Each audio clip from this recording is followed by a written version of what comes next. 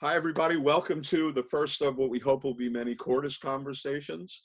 I'm Rick Rosen, the Artistic Director of Cordus Mundi, and we have with us Tim Harrell, our Music Director, and we are pleased and honored to have with us internationally known composer, Ola Gjeilo. Hi, Ola. Hi, guys. Thanks for having me on. We're glad to have you with us. Yes.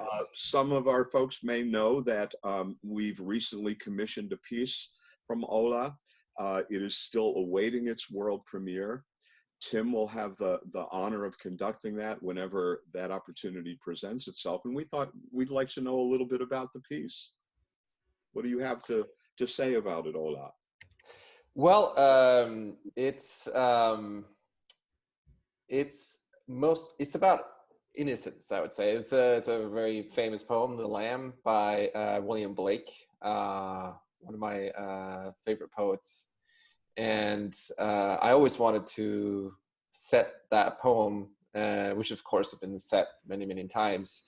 I guess one of the most famous ones is the John Tavener one, which I love. But yeah, I wanted to set that poem, and I like the very just sort of purity, innocence of it, and so which meant that I wanted to make the music also very innocent, and it had to be fairly simple, and I didn't want it to move around too much harmonically.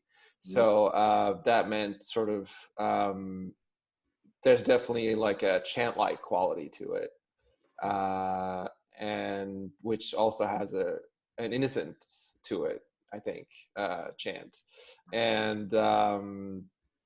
And for a lot of the piece, the harmony is mostly like a drone, right?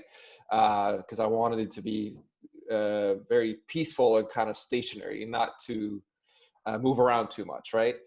And the melody itself is also very limited range. Most of the melody is just within the interval of a fourth. So that's another way to kind of make it peaceful, I think. So yeah. I know that Tim had actually an observation and a question. We both have our scores in front of us, by the way. Mm-hmm. Tim, do you want to? I do, because I think about the various colors in our voices in the four parts. And I know at the beginning you start the drone, the low F, with the bass is singing that for quite a while. And then on the second page, you flipped it and gave that low F to the baritones. And I found that interesting, knowing that baritones maybe not have the same weight as the basses, and thought maybe that's intentional. I don't think you must have had a reason for that. So I'm questioning. The main reason is practical, really. The sound will be slightly different, I'm sure. But it mainly just that I want to move it around a bit so that everybody gets to sing melody, because I don't want people to be stuck on the drone for too long, you know. So that was really kind of more of a practical reason, that the second basses, that the basses get to sing melody as well. Well, that's thoughtful for the singer, for sure, that we get the variety. Yeah, I mean, because the tenors later get a drone up high, which is nice too. And then that gets switched around as well. And then we'd also had our question about the subtle slight change in the sonority between moving from the B2s, taking that, and then moving that up into the next voice.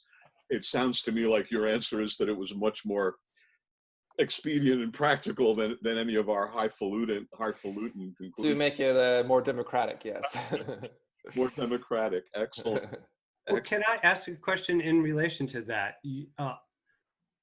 The few pieces that I've sung of yours really are kind to the voice. Thank you. They're enjoyable to sing. The Ubi Caritas, I've done it with my church choir with the SATB version, and in Cordus we've done the TTBB also in different keys. So I'm curious, as a composer, is singing one of your Is that something that you did through your musical career? So you approach it as a singer, not just as a writer. Well, I've always been a pianist. That's been my only real instrument. But I did sing in choir for a few years. So my first time in choir was in high school back in Norway, where I grew up. I went to a music high school, so that was so we had to sing in choir, and which I'm very happy about. And I think maybe the first piece we ever sung was the Duruflé Ubi Caritas, which definitely inspired my own Ubi Caritas. But yeah, I think his Ubi Caritas is one of the perfect a cappella piece, I think. I agree with you. He's one of my personal heroes, but you pay him such homage. Influence is clear, but it's such a positive influence. Thank you. You pay him props. And I have a good friend who's not a real musician, who's always had trouble with the Tavener lamb, and I'm really eager for her to hear yours, because even though it has that haunting quality, she'll hear it in its major key, and I think it will change her perception of the piece. Interesting. So I'm really looking forward to that. Yeah. No, but yeah, so I sang in choir in high school, and then also in college I went to the for 2 years, my first 2 years of college, I went to the academy in Oslo, and so I sang in the choir there, the chamber choir there as well, and also sang in the Oslo Philharmonic Choir when Marius Janssens was the artistic director. So that was really a great experience, and then it allowed me to both be in chamber choir, to have that experience, but also sing in a big symphonic choir, which is very, very different experience, and get to sing behind an orchestra and what that's like. And so yeah, I think I learned a lot about what works for the voice, I think, by singing in choir, for sure. So that definitely was a great help to me as a composer. Well, it feels that way as the singer. And so I'm just asking, what voice part were you? Well, I think I started out as a baritone, I think, in high school, but eventually I was a second tenor. Okay. Yeah. I was going to say tenor too. Mm-hmm. Listen, our rehearsals are on Monday nights. I know it's going to be a bit of a commute, but you're more than welcome. We can always do some twos. Yeah, thanks. We also, Tim and I were discussing this earlier, and Tim, we had a question about tonalities and which keys. And yeah, I wondered if you had a certain affinity for certain keys. I don't know why. I mean, I just thought of that because of the Ubi Caritas. Well, picking F sharp. And we also noted that the SATB is in one key and the TTBB is in another. And again, is that simply practical, or is there more to it than that in your key selections? Well, the original version was the women's choir version. Oh. So the first, I wrote Ubi Caritas for SSAA at first, and then so in B minor, and I think it's mostly I never use keys in a sort of symbolic sense or anything like that. It's all just kind of feel what feels right for that piece or that melody or those harmonies. But also I definitely think practical there as well, like in terms of the range of the voices, where it's so the key definitely, that may be the main consideration for me, is if the in which key it'll lie best for each part, so that it doesn't go too deep or too high. And for that we are grateful. Very grateful. What are you doing with yourself in your 11th floor in Queens? What are the state of your projects, and what's the future gonna hold for you? Well, I work work-wise, not that much of change necessarily because I work at home anyway, and now we're at home all the time, of course. But so I work on commissions, which is my full-time job. So that hasn't, and those are mapped out for quite a while, so that hasn't changed so far, at least. But who knows what the future will hold right now. But Is there so any? yeah, I'm just working. I'm just in the process of finishing up a commission for a piece for violin and piano, Okay. actually. So that's been really nice to work on chamber music again, and and then I'm working on another. My next commission is a choral piece again, and so I'm doing that, and then at the same time, there's a lot of other stuff. We're still coming out with recordings. We released my new piano album with Decca Classics in January, so that's all done. But we're coming out with a new single actually on Friday, on this Friday, Where which will we is find that? what's that? Where will we find that? So that'll be a digital single. So it'll be on all digital platforms, Spotify, Apple Music, Amazon, which is a track with the British choir called Tenebrae, the amazing Tenebrae with Nigel Short.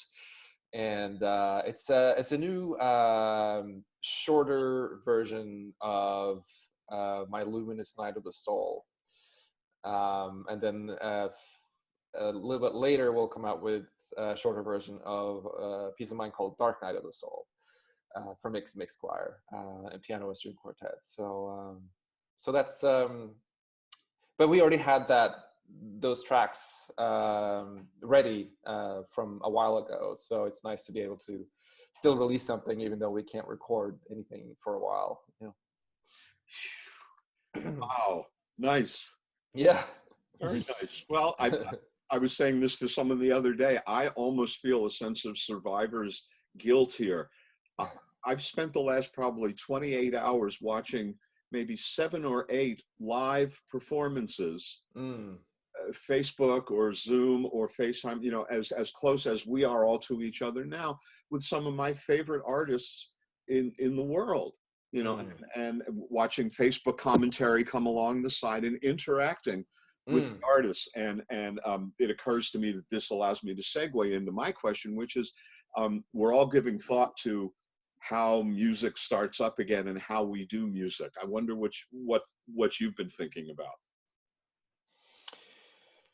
It's hard to say. I mean, I think we often, once something seismic or horrible happens, or something, a major event, we tend to think that this will change society forever, and then not a year goes by, and then we're kind of back to where we were, because it's just our nature, I think, but I think there's always small changes that result from things like these, and I think definitely sharing things over the internet this way, I think it will definitely something that's going to stay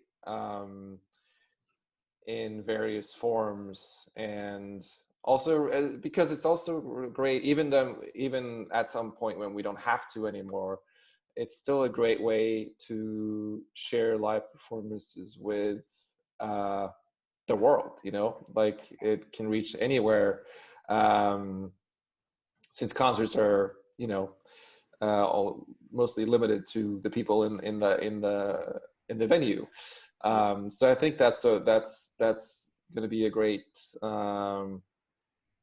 kind of widening of the horizon for I like this. Yeah, it almost becomes like another arrow in the quiver, if you will, or exactly another tool. My concerns, as trying to be part of who runs this group, are how do I put 17 guys in a room together? You know, and at what point do we do that, or do we, you know, do performing outside? And, you know, I'm not looking to you or anyone else for answers there. Those are obviously the questions we're all, you know, working with right now. But I like your idea, which is that it becomes one more tool, not Absolutely. a substitute. Yeah, both for rehearsing as well, and when necessary, and certainly for meetings. I would guess maybe there will be more Zoom meetings or in the future than, and maybe less traveling for meetings, perhaps. My guess would be that also because of partly out of necessity, the technology will become even better because of this. And there will be more people working on the kind of the Zoom type of concept and make it even more usable, especially for music as well. When we can actually make music together. Yeah, that's it. I teach as well, and I'm finding great difficulty just because of that little latency thing. But I don't know if whoever solves that, boy, that's going to be the new world leader. Yeah, exactly. Well, what else do we want to cover here, gentlemen? Tim, is there anything while we have this great time with Ola that you would like to ask? Or well, this is just another compliment on your piano interludes with the Ubi Caritas. I just became aware of that a couple of days ago, and find that just really adds another dimension to the feeling of that piece. And I've got to get that. We had planned to sing that for Maundy Thursday at church, the choir had, and so we've missed that. Yeah, thank you. No, that's something you started doing maybe 2007 or something like that, where I just started improvising over my own or kind of around my own pieces. And I did it first with the high school choir I was working with quite a lot at the time, and I came with them on a little tour, I think of South Carolina, and we were just doing the Ubi Caritas again and again, and I thought, like, why don't we try something new?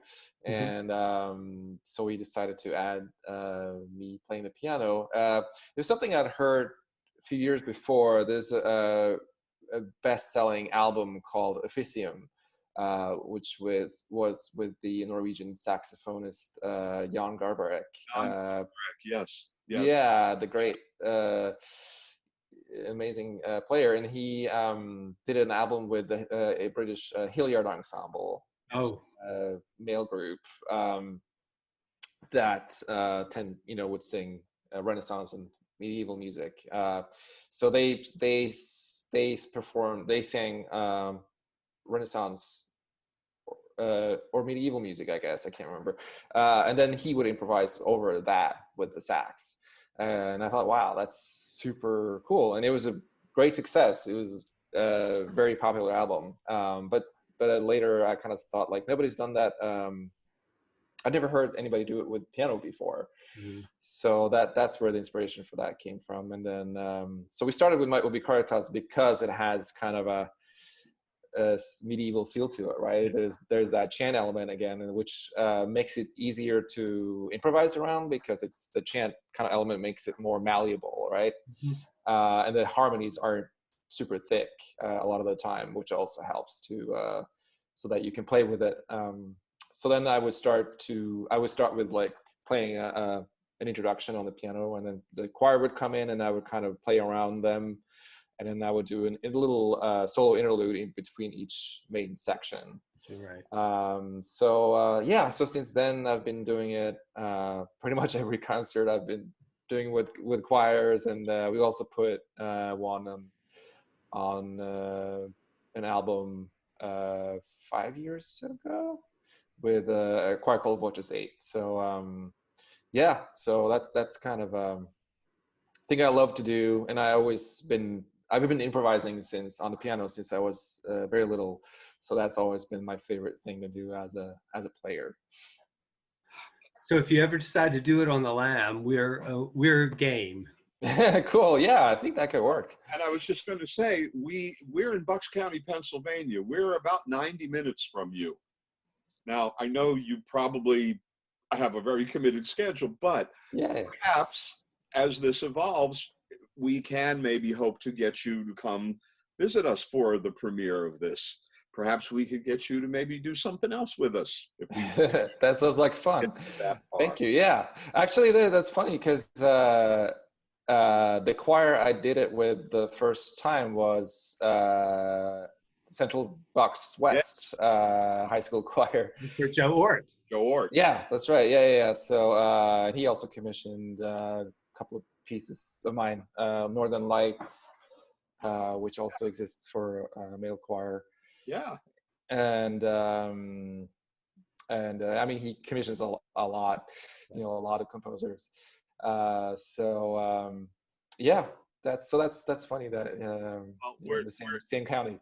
Even though you've now said this in front of witnesses on video here, we're not going to necessarily hold you to this, but we're going to hold out some hope that we can get you to come join us when we actually do this premiere.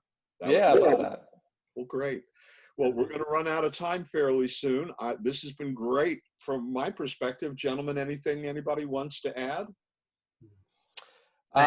No, I mean, I think just hope you're all doing well, and that you'll get to make music together soon. And when was the premiere supposed to be? Was it in March or April?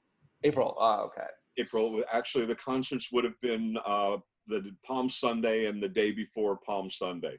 Oh, okay. Yeah. Well, hopefully, I guess in the fall, right? That's the current thinking. Yes, that's the current thinking. Yeah. Well, so good to see you guys, and thank you for having me on. Good to meet you. Good to meet you. You too.